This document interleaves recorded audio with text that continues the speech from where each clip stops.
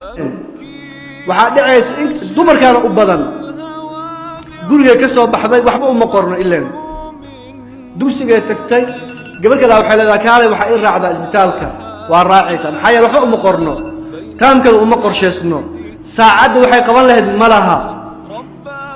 tukala waxay leedahay ayaa kaalay arooskan aan aadnay waa daba socota maxay yeelay taamkada jadwal malaha maalinku wuxuu uga dhamaaday marka mare isbitaal mid u raacday mid mare aroos ka qayb gashay ama mare jidka taagneedo gabar la sheekeysanaysay ama mar maxaan ku raacdaa meelaha ay wareegaysay ama mare iska jiiftay marka maalintii oo dhan saas ku dhamaanaya marka noloshaas sax ma ah akhawaati noloshaas waa nolosha xayawaanka waa noloshaada hadaf u yaal tijaabi ugu fiiri maanta buug soo qaado ahdaaf dejiso waxaad dejisataa maalan salaada subax markaan tukado hal saac waa inaan juz quraan akhriyaa wardi quraan qofku inuu wardi leeyahay juz xiisa inta akhrin karto maalinka saacad kamida waa inaan xifdiyaa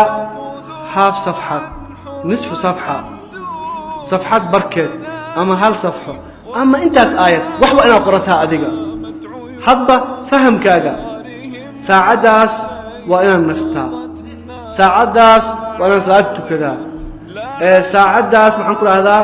waa inaan gurigii iyo hooshiisii ka shaqeeyaa saacadaas waa inaan soo adeegtaa waa inaan ku qoran tahay